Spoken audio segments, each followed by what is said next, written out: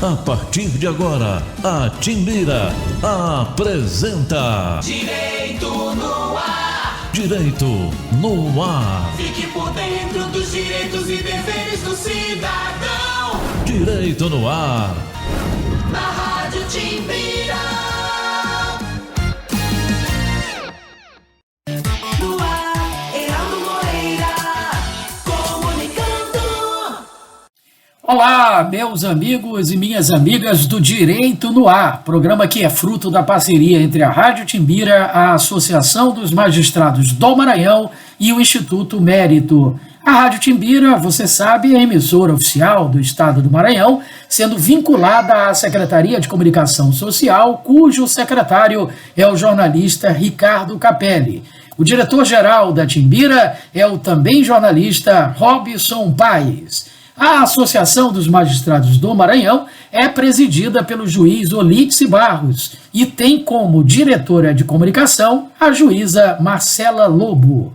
O Instituto Mérito divulga em seu perfil no Instagram eventos acadêmicos e humor jurídico. Os eventos servem para aqueles que precisam de certificados de atividades complementares para fins de graduação. Lembramos que o Direito no Ar é gravado e sempre tem, em seu primeiro bloco, entrevistados falando sobre um determinado tema de interesse dos nossos teleouvintes. Hoje, 5 de setembro de 2022, iremos tratar, aqui na gravação do programa Direito no Ar, do livro A Justiça do Anjo da Morte, com o autor da obra, o escritor, o professor e tabelião, Dr. Cristiano Sardinha. Doutor Cristiano, é um privilégio tê-lo conosco aqui no programa Direito no Ar e a gente vai falar hoje sobre mais uma obra sua. Eu queria que o senhor aproveitasse essa oportunidade, então, doutor Cristiano, para relacionar aí quais obras que o senhor já escreveu. Imagino que essa seja não a última, né? Porque certamente teremos outras, mas a mais atual. É isso mesmo? É isso mesmo, professor Aldo. Primeiramente, agradeço. É uma imensa satisfação estar aqui de volta ao seu programa, que tanto engrandece não apenas a área jurídica, mas a sociedade maranhense, trazendo muitas informações de utilidade pública. Eu me sinto honrado de estar aqui hoje. E esse é o meu 5º livro, professor Aldo. Eu já tenho um livro na área jurídica, né, na área técnica, que foi o Cartórios e Acesso à Justiça. Depois eu publiquei um livro na área da filosofia, teologia, que foi o Deus à Luz da Razão Humana. Aí houve meu 3º livro, que foi um livro de poesias, que se chama Sussurros do Pensamento. E esse ano de 2022... logo no comecinho do ano eu publiquei uma ficção, que se chama 2083, O Julgamento do Vírus, e agora estou na minha 5ª obra, que é A Justiça do Anjo da Morte, que inclusive está concorrendo aí ao 7º prêmio, né, de literatura da Amazon. Estamos participando desse concurso e vamos aí aguardar o resultado, né, que sai em dezembro. Maravilha, tomara que o amigo seja premiado, que seria motivo de muito orgulho para todos nós, seus amigos, seus conterrâneos, admiradores da sua obra, que é extensa e perpassa por várias áreas, né? Mostrando a capacidade, o intelecto que o amigo tem. Doutor Cristiano, a pandemia, ela contribuiu decisivamente para que o senhor escrevesse mais obras ou não fez diferença alguma? Esse já é o ritmo normal de produção literária sua? Não, eu acho que a pandemia, de certa forma, teve uma influência, sim. Acho que essa pandemia trouxe muitas reflexões, né, professor Heraldo, até pela quantidade de óbitos que aconteceram, essas mudanças tão drásticas, né, que se sucederam. Eu acho que nos levaram a muitas reflexões, pelo menos eu tive a partir daí muitas reflexões, e passei a pensar, né, o que eu poderia contribuir, o que eu poderia deixar para a sociedade, para a humanidade, é algo que me faz feliz, né? O processo de escrita é algo que me deixa muito satisfeito, apesar de, por vezes, ser um pouco solitário. é aquele momento que você fica ali dialogando consigo mesmo, refletindo, e eu tento aproveitar o tempo o máximo possível, né? O importante, pelo menos eu tento escrever todos os dias, nem que seja um parágrafo, se for uma página, se for 5 páginas, ótimo, mas por vezes conseguimos apenas ali uma página ou alguns parágrafos, mas tendo essa continuidade, veja só que em um ano você tem um livro aí de mais de 300 páginas, né? Então é algo muito, muito interessante que eu particularmente estou gostando muito.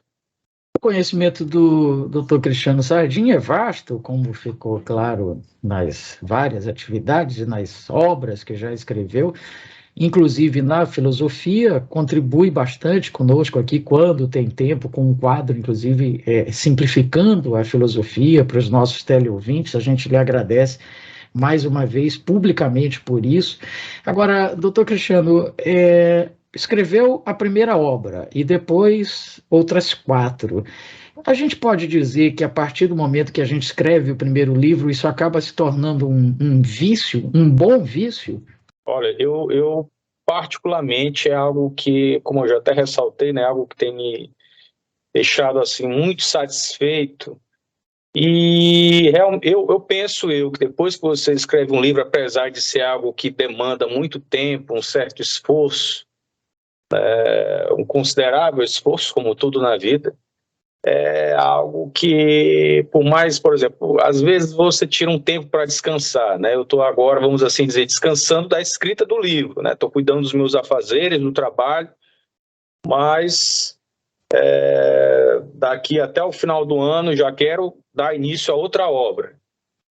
Já tenho algumas ideias na cabeça, no final do ano já quero dar início a outra obra e, se Deus quiser, no próximo ano já publicar o 6º, né? A ideia é eu tracei uma meta aí de pelo menos 10 livros, né? Estou no meio do caminho. Depois que chegar aos 10, se Deus quiser, nós pensamos depois o que fazer, né, professor? O importante é ter uma meta. Sim, sem dúvida. A meta que serve aí de o maior incentivo, né, para que a gente possa alcançar objetivos. Doutor Cristiano Sardinha, o processo literário, o senhor falou superficialmente sobre ele agora há pouco, mas eu queria, assim, se possível, que o senhor desse mais detalhes, até para que as pessoas que têm também esse objetivo, poxa, eu gostaria tanto de escrever um livro, estão tendo a oportunidade de assistir um escritor falar sobre isso. Tem uma lógica, tem uma rotina, isso vai variar de livro para livro, de pessoa para pessoa, como é que funciona esse processo? Olha, eu acho que esse processo de escrita é algo que varia muito de pessoa para pessoa. Eu já conversei com autores que me disseram que só escreviam quando assim estavam inspirados, né? Quando tinha alguma inspiração, quando tinham vontade, que eles conseguiam ficar até um mês distante da obra. Eu, particularmente, não gosto muito desse caminho. Eu li um livro para mim que foi fantástico, que se chama Sobre a Escrita, do Stephen King, né, que é um grande romancista, né, que escreveu vários livros de ficção, tem uma produção enorme.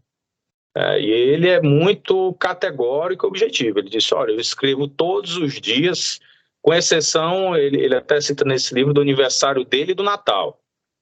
Assim, o resto, todos os dias, absolutamente, ele escreve. Tem um espaço ali do dia que ele se isola e se dedica àquilo. Claro que com os nossos afazeres não podemos nos dedicar tanto tempo, da maneira, por exemplo, como eu gostaria, porque tem a carreira jurídica, tem a docência, isso tudo demanda a família, isso obviamente demanda tempo. Mas o que eu tirei a partir dessa leitura foi o seguinte, ter uma continuidade. Isso é muito importante, persistência. Professor Aldo, acho que como tudo na vida, você tem que ter persistência. Quando você termina de escrever o livro, não terminou o serviço, não terminou o trabalho, não terminou ali a sua criação. Aí você tem que, eu indico aos que forem escrever, contratem uma leitura crítica, se possível, uma não, falo 2, 3 leituras críticas, contratem um bom revisor, e vem aquela questão de reescrever a obra, né? Então, Você vai reescrevendo para você afinar a obra ali o máximo possível. Claro que chega um determinado momento, professor Heraldo, que você tem que dar um ponto final, porque na verdade um livro, assim, encarando como uma espécie de arte, né, é algo assim que você sempre pode aprimorar, você pode sempre melhorá-lo, ainda mais sendo um livro de ficção. Um livro técnico, eu já escrevi livros técnicos, livros da área jurídica, eu acho até mais, vamos assim dizer, mais simples de se escrever livros técnicos. Agora, um livro de ficção é algo assim realmente que demanda muito, exige muito, e eu estudei, fiz alguns cursos, li livros sobre a arte da ficção, fiz cursos. Hoje a pandemia trouxe isso, né, professor? O senhor mencionou muito bem a questão da pandemia, mas algo de positivo que a pandemia acabou acelerando foi a questão de hoje na internet inúmeros cursos online de excelente qualidade. Então, eu já fiz alguns cursos de ótima qualidade, pelo computador mesmo, assistindo às vezes no intervalo do trabalho, que me ajudaram muito. Maravilha. Doutor Cristiano, hoje o senhor é professor universitário, é dono de um cartório aqui no estado do Maranhão, é escritor, 3 atividades distintas, 2 delas eu imagino que sejam para pagar os seus boletos, não é? Que todos nós temos esse compromisso, e a escrita seria, assim, um grande prazer. Mas se o senhor pudesse inverter isso e pudesse, por exemplo, se dedicar somente a escrever e, claro, conseguir sobreviver e pagar os boletos só à custa da escrita, seria uma opção? Seria uma opção, sim. Eu só teria que ter aí concomitante a docência, né? A docência também é uma atividade que eu sou muito apaixonado. Claro que, assim, a docência, às vezes, como é exigida atualmente, né, professor, com o excesso de turmas, isso pode ser algo desgastante, né? Pode ser não, eu sei que é algo muito desgastante, que eu já tive isso. Mas você tendo ali poucas turmas para você dialogar, eu acho que esse contato humano é muito importante. Eu também gosto muito da atividade notarial e registral, mas confesso, ficar conversando com um amigo, que a escrita atualmente, no ano de 2022, aliás, já há alguns anos, tem sido assim, a atividade que tem me proporcionado maior prazer, né? Especialmente quando se trata da questão da ficção. E escrever, professor Heraldo, é algo interessante, que aquilo fica lhe acompanhando o tempo todo, né? Até algo relativo, voltando à questão do processo de escrita, eu tenho um bloco de anotações no celular, né, que hoje é digital, e por vezes me vem ideias nos momentos assim mais inesperados. Às vezes estou assistindo um filme aqui em casa, estou fazendo atividade física, estou no meio do trabalho, eu estou conversando com alguém, uma reunião, eu digo assim, olha, licença, só um minuto. Aí eu escrevo alguma coisa aqui, eu escrevo tudo que eu penso, né? Qualquer ideia que eu tenho, eu escrevo, faço aquela anotação e depois vou refinando, né? Vendo se aquilo tem sentido, se é interessante colocar na obra. Tem a fase também de lapidar, né? De fazer muitos cortes na obra. Mas essas ideias que aparecem nos momentos mais inesperados, às vezes na madrugada, às vezes acorda de madrugada, vê uma ideia, nada, escreva aquela ideia, porque senão você acaba perdendo aquele pensamento, né? Então eu tenho esse hábito de fazer isso. Outra coisa que eu aprendi também aí com esse livro, que eu indico muito, do Stephen King, para todos aqueles que quiserem escrever, especialmente os que quiserem adentrar no mundo aí da escrita criativa, né, da ficção, dos romances, das novelas, dos contos, que é algo riquíssimo, muito interessante. Maravilha. Bom, doutor Cristiano, o senhor falou há pouco sobre a escrita de um livro técnico e de um livro de ficção. Eu imagino, e gostaria de confirmar isso com um amigo, que o livro técnico, ele necessariamente tem que ser reeditado, revisto, porque vai sair uma jurisprudência nova, vai sair um artigo doutrinário novo, vai surgir um exemplo novo, até de uma situação real que o senhor viveu. enfim, sempre precisa estar sendo atualizado. E os livros de ficção, eles também passam por esse tipo de processo? Ou é uma obra que chega um momento, como o senhor disse, que, bom, aqui está acabada, não vou mais nem olhar aqui, porque senão a cada olhar novo que eu der, eu vou querer mudar alguma coisa. Como é que funciona isso? Olha, realmente algo até que, vamos assim dizer, é natural do direito. O direito está sempre falando da área técnica jurídica, né? Ele está sempre em mutação, tentando acompanhar os anseios sociais. E o livro que eu escrevi da área técnica, área jurídica, né, relativo ao direito notarial e registral, aos cartórios, né? Então, a atividade notarial e registral, ela está em uma mudança constante, né? Até se fala, brincando entre os colegas, que só não sai provimento do CNJ nos finais de semana. Então, sempre tem provimentos importantíssimos, né, que trazem aí mudanças relevantes na atividade. Então, esse livro que eu escrevi sobre os cartórios vai estar na 3ª edição, e já depois que eu lancei essa pela editora Juspódio, e depois de lançado, já realmente houve mudanças consideráveis com as edições de algumas leis, que nós, inclusive, vamos inserir já aí, se Deus assim permitir, na 4ª edição. Já um livro de ficção, quando você traz ali uma história, vamos assim dizer, claro que você pode sempre lapidar essa obra e melhorar, né? E é importantíssimo, como eu aqui ressaltei, ter a questão da leitura crítica, a leitura sensível, né? Verificar os eventuais furos que tenham se sucedido nessa história para que eles possam ser corrigidos.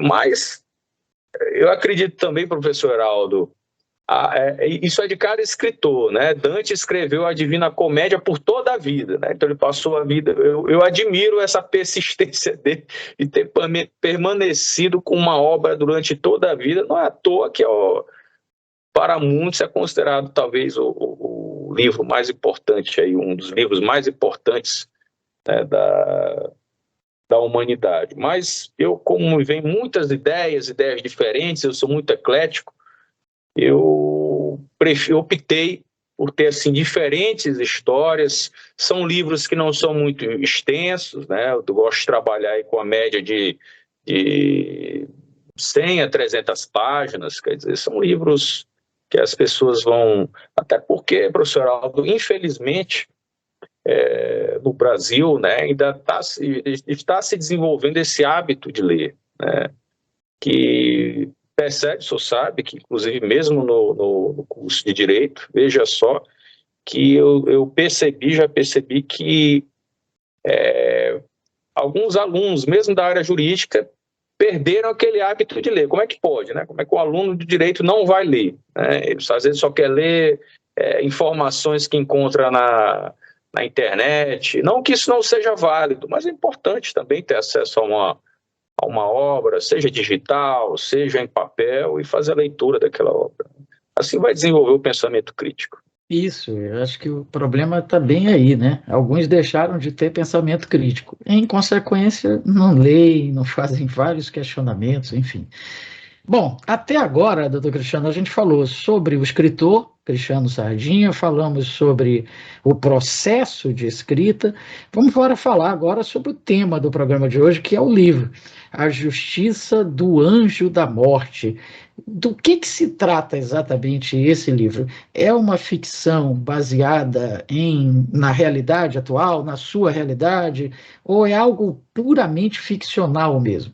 Professor Aldo, olha, eu antes, há alguns anos atrás, pensava assim, não, o tempo que nós temos que nos dedicarmos a livros técnicos, a livros de filosofia, livros do direito. Assim eu pensava, né, em tentar aproveitar o máximo de tempo possível, especialmente depois que eu conheci a filosofia, queria estar lendo ali só livros de filosofia. Mas há livros de ficção, professor Heraldo, na verdade, a maioria dos livros de ficção, se não diria todos, mas eles se respaldam na realidade. Basta você abrir a janela que o mundo nos fornece ali tantas informações, tantas inspirações que servem ali para que você possa desenvolver uma história. E eu gosto sempre de esse conteúdo que eu trago nesses livros de ficção. Na verdade, são livros com críticas sociais, críticas ao sistema. Eu penso ali em trazer reflexões para que o leitor possa ali não apenas, vamos assim dizer, se divertir com aquela história, mas aquilo que nós já ressaltamos, né? Desenvolver o pensamento crítico, ter determinadas ideias sobre temas delicados. E eu não tenho receio, professor Aldo, assim como escritor, né, de abordar temas delicados. Né? Até, por exemplo, nesse aí da Justiça do Anjo da Morte, é um nome dramático, o nome seria até mais dramático, mas no final das contas ficou esse.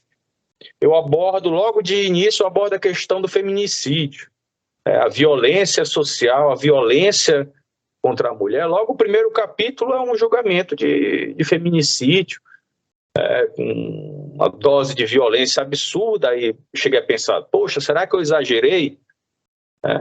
E assistindo aqui alguns casos, inclusive o documentário lá da Daniela Pérez, percebi que não havia exagerado não, que na verdade a realidade é muito dura também, a realidade, o mundo real não é fácil.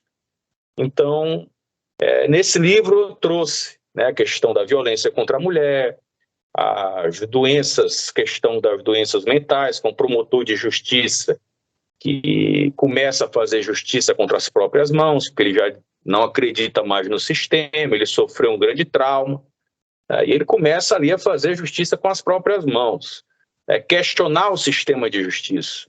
Foi isso que eu trouxe esse livro. Já ressaltando, obviamente, que ali não se trata de um herói, é um sujeito que perde a cabeça, começa a ouvir vozes, né? Inclusive é um livro que tem aí um conteúdo adulto, né? Já, acho que até pelo título dá para se perceber, mas não um livro recomendável aí para menores de 18 anos, porque realmente tem um conteúdo denso. Maravilha. Doutor Cristiano, esse livro, ele traria algum tipo de contribuição também técnica, ou seja, um acadêmico de direito deveria ler essa obra só pelo prazer de ler a obra, ou ele traz também alguma contribuição para a formação técnica desse acadêmico? Professor Aldo, eu acredito que o livro é muito interessante, até porque a minha formação inicial foi o direito. Eu acho que é interessante que o autor, ele sempre não, mas que ele se aventure a escrever no que ele conhece. Então, minha área preponderante de atuação como advogado, depois como delegatário, fiz muitos concursos pelo Brasil, tenho amigos da área jurídica, magistrados, promotores de justiça, é a área que eu conheço bem. Então, é interessante, né, isso também foi algo que eu aprendi nesses cursos, nesses livros que eu li, é interessante que você trate, tá, sobre temas que você tem um certo conhecimento, porque isso vai fazer com que a história não fique rasa, ela vai ser uma história profunda. Então, eu abordo questões técnicas, né, como esse promotor de justiça que enfrenta os poderosos dessa cidade, né, eu abordo a questão também, uma crítica, né, ao sistema político, ao sistema jurídico, a questão da corrupção, que infelizmente é tão presente, né? E lhe confesso que às vezes é interessante nós criarmos assim um quê de ficção, porque são temas tão delicados que eu não poderia talvez colocar em um livro técnico, ressaltando essas questões, porque são questões realmente muito delicadas. Então ali, quando você, por exemplo, terminou de assistir ali Tropa de Elite, né, aí tem no final do livro, do filme vem escrito, não, é só uma obra de ficção, qualquer semelhança com a realidade é pura coincidência. Então, O livro que eu escrevi foi mais ou menos nesse sentido. É uma obra de ficção, qualquer semelhança com a realidade é pura coincidência. Mas ali tem muitas questões que eu presenciei, o que eu vivenciei, que eu ouvi de algum amigo da área jurídica comentar, que eu vi em outros estados, e resolvi abordar isso. Eu acho interessante porque quando o aluno do direito, desculpa até que eu estou falando demais, professor Heraldo, já vou lhe devolver, mas é porque uma coisa puxa a outra.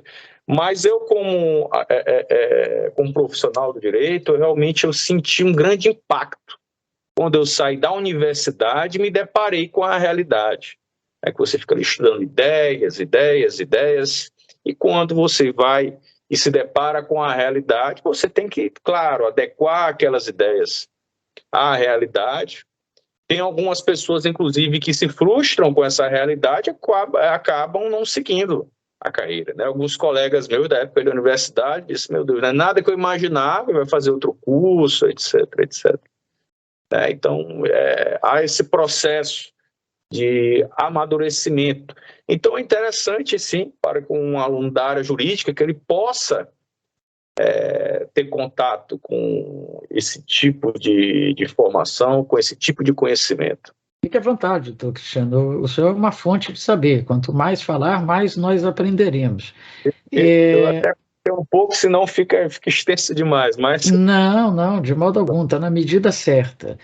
Agora, doutor Cristiano, e como adquirir, então, essa sua nova obra? E as anteriores também, né? Aproveite para fazer logo o merchan de todas elas. O Cartórios de Acesso à Justiça está disponível na editora Juspódio. As demais obras estão todas disponíveis, né, em grandes sites e na Amazon, seja em formato físico ou em formato digital. Alguns são públicos diferentes, né? Aqueles que já adotaram o formato digital e outros ainda preferem o formato físico. Essa última obra, A Justiça do Anjo da Morte, como ela está concorrendo ao 7º prêmio, né, de literatura da Amazon, é requisito do concurso que ela esteja disponível apenas na Amazon. Então, por enquanto, por agora, ela está apenas no formato digital, tá? Mas eu estou muito feliz, professor Aldo, que eu lancei esse livro agora, me parece que foi 20 de agosto, e o livro já chegou, inclusive hoje eu fui verificar lá no ranking da Amazon, ele está em 13º na categoria, né, de suspense, então eu fico muito satisfeito. Já é um livro que está tendo muita aceitação, as pessoas têm gostado bastante. E vamos aí divulgar o livro até dezembro, né? É importante para quem estiver nos assistindo. Eu não conheço outro autor maranhense que esteja participando desse concurso da Amazon. E esse livro está disponível na Amazon, é apenas R$ 4,99, tá, pessoal? Eu, inclusive, depois estou pensando em fazer até alguma promoção comemorativa a esse ranking aí que nós alcançamos, né? De chegar aí a estar entre os 15 mais vendidos, né? Se Deus quiser, chegaremos aí a entre os 10, entre os 5 mais vendidos. E o ganhador que ganhar esse concurso vai ganhar aí vai receber a premiação principal, vai ser uma publicação física, aí sim a publicação física com a editora Record, né? Então vai ser distribuído em todo o território nacional. E a nossa ideia é concorrer a essa premiação especialmente por conta disso. Também recebe aí da Amazon uma boa premiação, né? R$50 mil em prêmios da Amazon, né? Até a Amazon está de parabéns, né, por fazer esse estímulo aos escritores, que, como o senhor falou bem, você ganhar, né, algo financeiro em relação a livros aqui no Brasil não é algo fácil. Muitos acabam desistindo disso. Eu não desisti porque a minha intenção é ser lido. Então, quando a pessoa principal é ser lido, quando a pessoa diz, Cristiano, li o teu livro, gostei ou não gostei, até os que eventualmente façam alguma crítica, não gostei daquele ponto, ou gostei, amei a obra. Esse é o maior pagamento que eu tenho, a maior alegria que eu tenho quando alguma pessoa me encontra na rua, comenta isso, ou manda um e-mail. Eu fico realmente muito feliz, muito satisfeito. Que maravilha. Doutor Cristiano Sardinha, uma pena, mas chegamos ao final da nossa conversa. Fica então agora o espaço para suas considerações finais. Novamente, lhe agradeço, professor Heraldo. Sou sempre um lorde aí, acho que traz muito para o nosso estado, para a carreira jurídica. Fico muito feliz de estar aqui no seu programa mais uma vez. Espero voltar outras vezes, eu acho que já me considero aí da casa, parceiro da casa. E peço a todos que estejam nos assistindo que adquiram a obra está a um preço bastante acessível, apenas R$ 4,99. Tá? Avalie na Amazon, porque isso é um referencial para a comissão julgadora, né, que vão analisar tanto a questão técnica do texto como a aceitação do público. Em apenas pouco tempo eu já alcancei lá ainda bem uma boa aceitação. O livro é avaliado com 5 estrelas, né, que é o máximo que tem. Então, eu estou muito satisfeito com isso. Conto com a ajuda aí dos nossos conterrâneos maranhenses que estiverem nos assistindo, a todos do Brasil, para estimularem, né, a literatura nacional, os autores nacionais. E o livro tem muitas críticas, né, muitas reflexões da área jurídica, da área da filosofia, com relação à medicina, né, questão da psiquiatria, porque aborda essas questões dessas doenças envolvendo a mente. Inclusive, eu fiz uma live, né, no Instagram, onde eu dialoguei com um médico psiquiatra sobre essas questões dos distúrbios, né, da personalidade, né, que podem acontecer em situação de extremo estresse ou de traumas, né. Inclusive, esse mês, né, professor Heraldo, que estamos aí no mês de setembro, o mês de prevenção ao suicídio, né. Vale aqui ressaltarmos que a vida sempre vale a pena e que devemos ter aí atenção, né, aos que estiverem precisando de algum apoio nesse sentido. Excelente. Conversamos com o escritor, professor e tabelião, Dr. Cristiano Sardinha, sobre a sua 5ª e mais recente obra, o livro A Justiça do Anjo da Morte, que, como ele destacou, está disponível aí na Amazon, concorrendo, inclusive, a um prêmio nacional importante, e com um valor que, pelo amor de Deus, é um valor simbólico, né, para um livro desse porte, menos de R$5.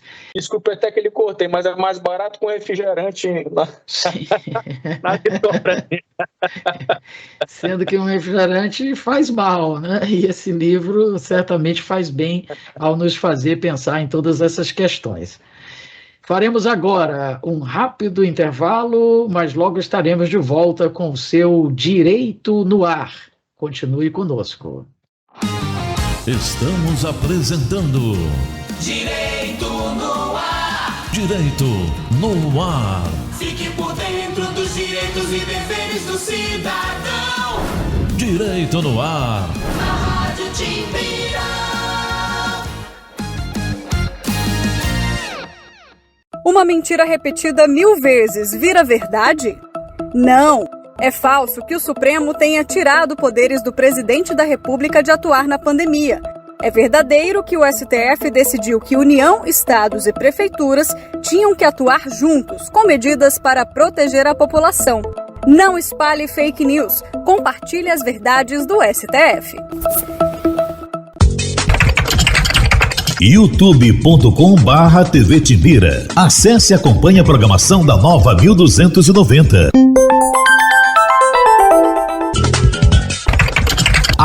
@Rádio Timbira no Facebook, Twitter e Instagram. É a Nova 1290 no seu computador ou smartphone. Estamos de volta. Direito no Ar. Direito no Ar. Fique por dentro dos direitos e deveres do cidadão. Direito no Ar. Na Rádio Timbira.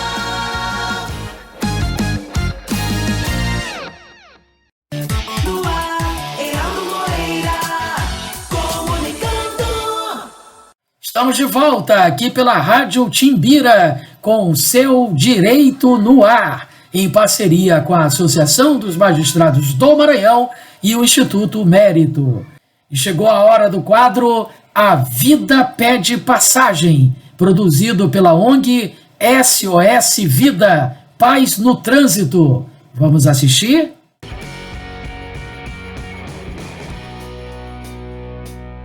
Olá, sou José Martinho, integrante da SOS Vida pela Paz no Trânsito. No Vida Pede Passagem de hoje eu quero falar a respeito do uso do aparelho celular. Este é um item que se tornou indispensável na vida de praticamente todos os cidadãos.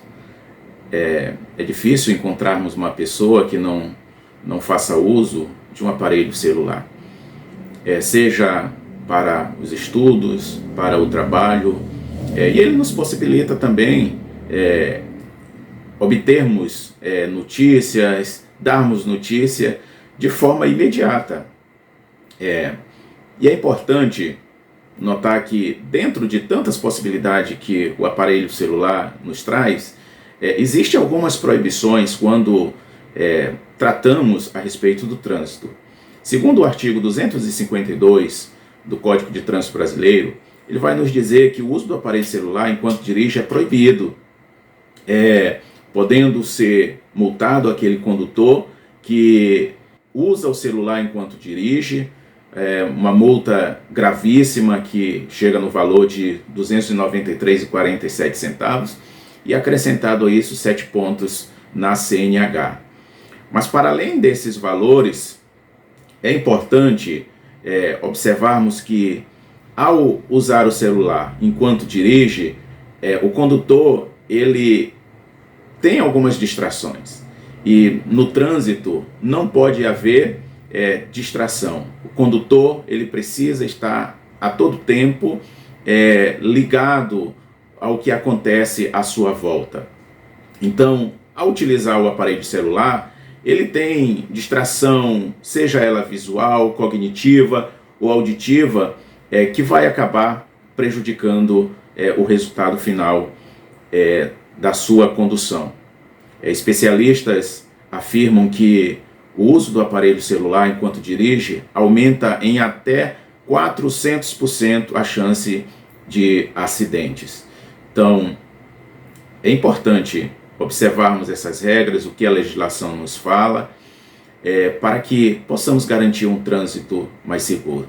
A SOS Vida, pela Paz no Trânsito, ao longo da sua existência, vem trabalhando em prol de um trânsito mais seguro. Então, o nosso apelo para você, condutor, é que não utilize o aparelho celular enquanto dirige. É mais fácil você procurar um local seguro e fazer uso do seu aparelho celular, mandar a sua mensagem ou atender a sua ligação, e assim você estará zelando pela sua vida e dos demais usuários da via. Até a próxima.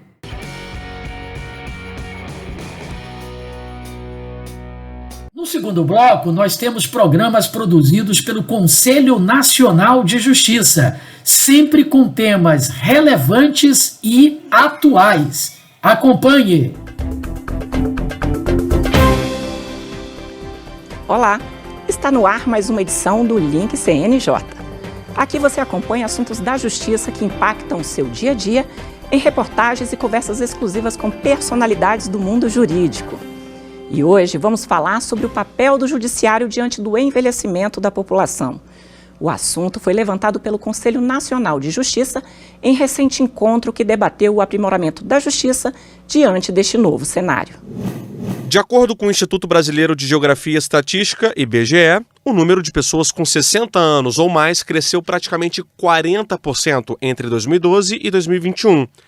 Este indicador saltou pouco mais de 22 milhões para representar mais de 31 milhões de brasileiros no ano passado, de acordo com a Pesquisa Nacional por Amostra de Domicílios Contínua.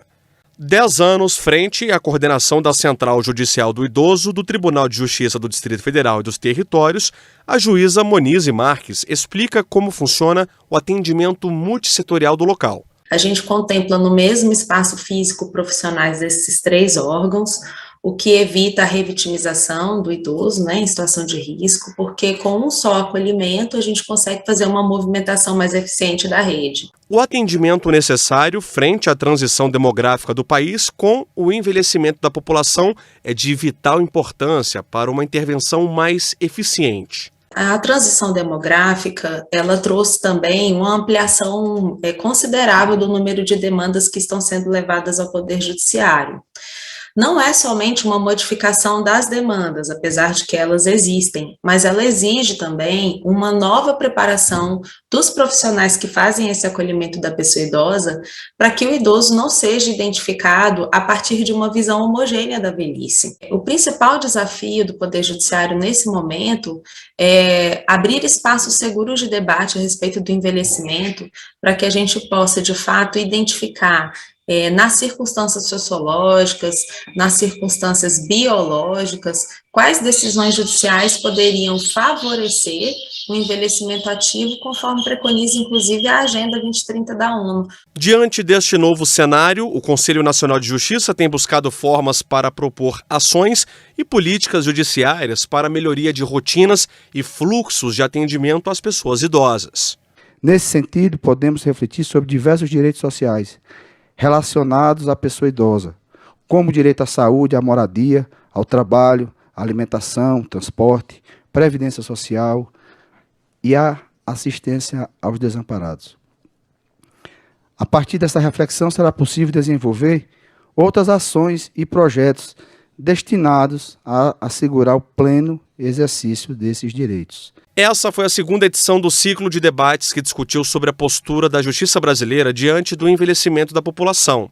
A ideia é aproximar o judiciário e parceiros de instituições públicas e da sociedade para discutir temas específicos relacionados à promoção de direitos sociais, a fim de contribuir para a proposição e implementação das necessárias ações ou políticas judiciárias relacionadas às matérias de competência da comissão permanente. Para falar sobre o assunto, eu converso agora online com Ana Maria Nogales Vasconcelos, professora de Estatística da Universidade de Brasília. Converso também com Rafael Castelo Branco, vice-presidente da Comissão Nacional dos Direitos da Pessoa Idosa da Ordem dos Advogados do Brasil. É um prazer recebê-los aqui no Link CNJ e eu vou começar pela professora Ana Maria. Quem é considerado idoso no Brasil? Para responder essa pergunta, a gente recorre ao Estatuto do Idoso. No Brasil, a pessoa idosa é aquela que completa 60 anos. A partir dos 60 anos, a pessoa é considerada idosa no Brasil. Doutor Rafael, o que diz a legislação vigente no país sobre a prioridade desse grupo?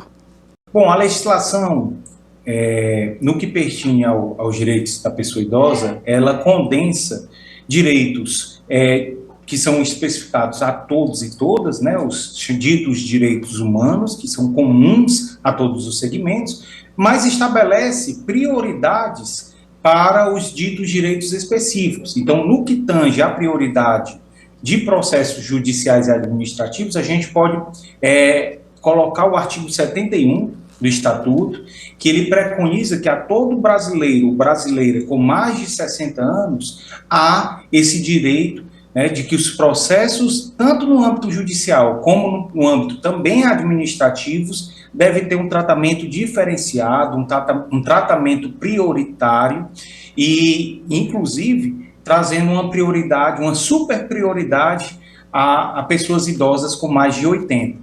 Então, é um direito já preconizado no Estatuto e que cabe ao nosso país ter atenção especial.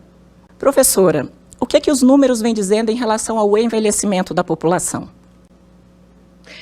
Bom, essa é uma transformação, né, que nós estamos vivenciando no nosso país já há mais de 3 décadas, vamos dizer assim, né, que a população envelhece a partir da transição demográfica com a redução do número de nascimentos. Então, a gente teve uma grande transformação, muito acelerada, e a proporção de idosos cada vez é maior no nosso país. Então, essa população idosa nasceu naquele momento em que nós nós tínhamos alta fecundidade.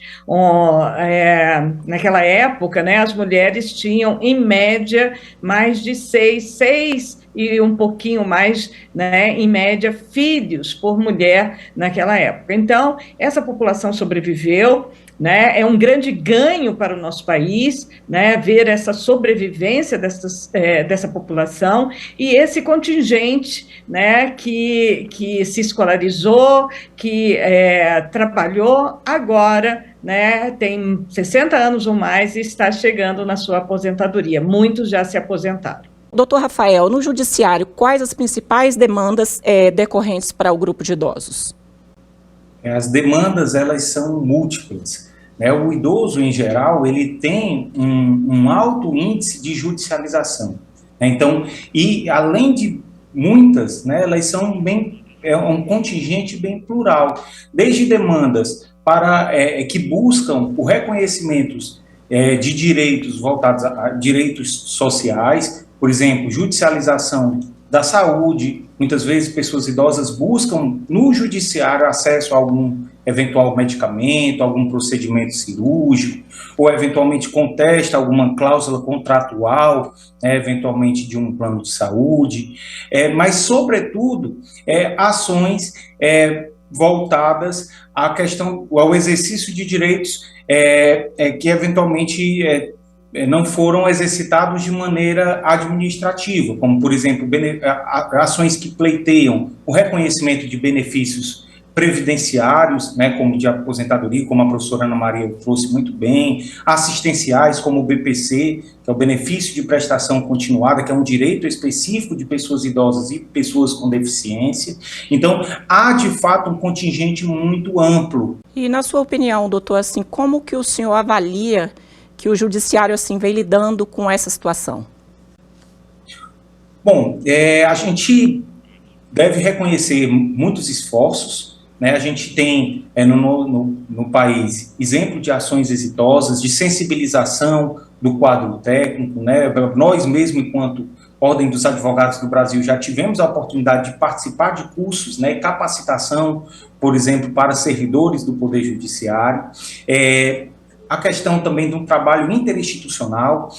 Aqui no Ceará, falo de Fortaleza, a gente tem, enquanto OAB, um excelente canal de diálogo tanto com os tribunais, né, de uma forma geral, como também com o Ministério Público, a Defensoria, as Procuradorias e outros órgãos que trabalham costumeiramente no sistema de justiça, mas os desafios são muitos, né, e ele passa a começar pela questão mesmo da mensuração. A gente precisa saber, traçar um diagnóstico de quantos processos nós temos por estado e nacionalmente que envolvem direitos específicos de pessoa idosa e também alguns desafios na questão do tratamento. É um processo que envolve demandas de pessoas idosas, tem de ter um olhar especial, diferenciado, prioritário, assim como o Estatuto diz. Muitas vezes, o simples fato de ter que se deslocar até o fórum, né, até a repartição pública, é um grande desafio, principalmente a idosos acamados, muitas vezes vítimas de Alzheimer e outras doenças típicas do processo de envelhecimento. Então, eu diria que enquanto sistema de justiça, nós temos avanços e nós temos desafios ainda para a gente tornar, de fato, esse direito de acesso à justiça mais material, melhor vivenciado pelo idoso de todo o país. Professora Ana Maria, eu me atrevo a dizer que hoje nós temos uma nova geração de idosos, né? Com mais saúde, com mais conhecimento. Mas em relação ao judiciário, qual a avaliação da senhora, assim, da lacuna que isso fica? Em pesquisa recente aqui no Distrito Federal, vimos que a passagem livre, né, a passagem gratuita em transporte público, ela não é totalmente, né, vivenciada pelo idoso, ou seja, essa mobilidade é restrita, porque muitos motoristas de ônibus não param para idosos. Os idosos têm um certo tratamento negligenciado na sua mobilidade na cidade. Então, a justiça chegar a esse idoso é muito importante. Nós temos a violência contra o idoso e nessa pesquisa vimos que muitos idosos não têm conhecimento dos canais de denúncia dessas violências também.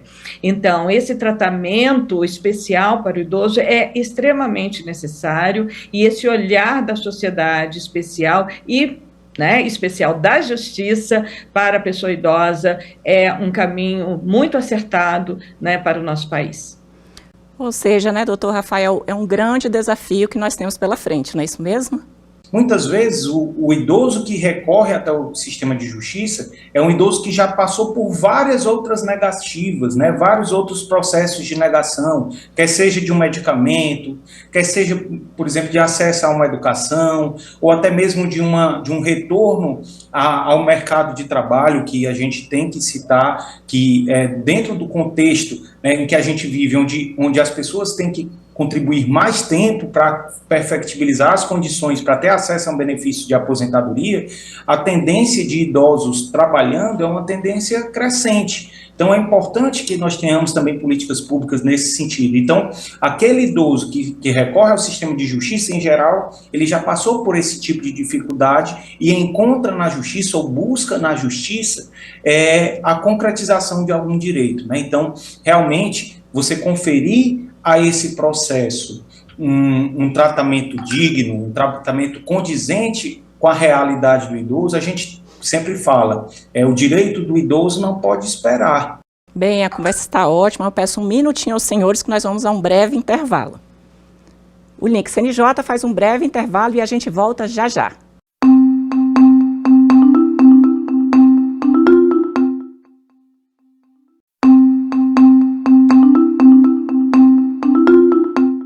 O Link CNJ está de volta. Hoje falamos sobre a justiça e o envelhecimento da população brasileira. Os nossos convidados são Ana Maria Nogales Vasconcelos, professora de Estatística da Universidade de Brasília, e Rafael Castelo Branco, vice-presidente da Comissão Nacional dos Direitos da Pessoa Idosa da Ordem dos Advogados do Brasil. Bem, doutor Rafael, a gente falou muito que o atendimento ao idoso necessita de um olhar sensível, diferenciado, O que vocês, advogados, vêm vivenciando em relação a isso?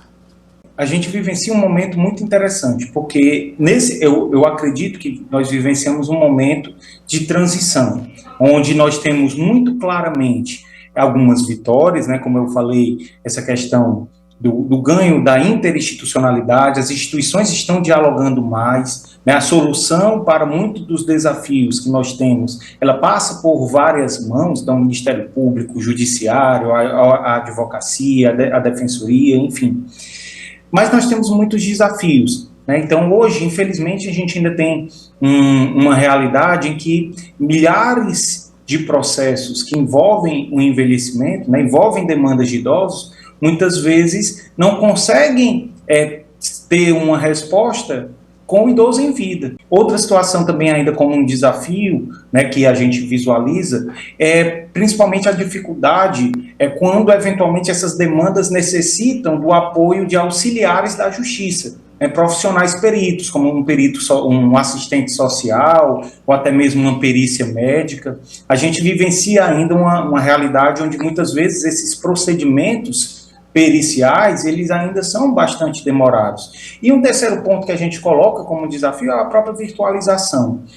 Nós temos um país, como a professora Ana Maria trouxe no primeiro momento, um país muito plural, muito diverso, que contempla no seu largo território diversas realidades, e a gente sabe que se existe um analfabetismo muito forte ainda de pessoas idosas, quando a gente fala desse analfabetismo digital, ele cresce exponencialmente.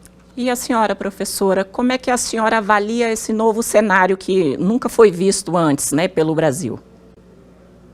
Bom, é um cenário em transformação, e em contínua transformação, porque segundo estimativas do IBGE, daqui 20 anos, 1 em cada 4 brasileiros será uma pessoa idosa. Ou seja, esse processo de envelhecimento apenas se acentua. Então, nós teremos que ter políticas públicas mais efetivas, eficazes e eficientes, né, com relação à população idosa. Então, eu acho que é um desafio para a nossa sociedade, nós temos, né, que ter políticas aí, né, muito mais eficazes, trabalhar mais e a sociedade, inclusive, compreender que um dia ela será uma pessoa idosa. Talvez a palavra certa que a senhora acabou de comentar assim, seria inclusão. Eles necessitam de maior inclusão. Com certeza, eu acho que essa é uma palavra, né, de inclusão, principalmente aqueles idosos mais vulneráveis, em situação de maior vulnerabilidade. A gente sabe também, né, que o nosso interior do país é cada vez mais idoso, porque aqueles que ficam, né, nessas menores cidades, às vezes sem, né, uma assistência médica, uma assistência social de maior qualidade, aqueles que moram na periferia das grandes cidades, também em situação de vulnerabilidade, nós temos que olhar, né, com bastante carinho, bastante cuidado para essa população. E aí agora a pergunta vai para os dois. Eu queria saber assim, como que os senhores avaliam essa questão do CNJ querer repensar as políticas judiciárias voltadas ao idoso?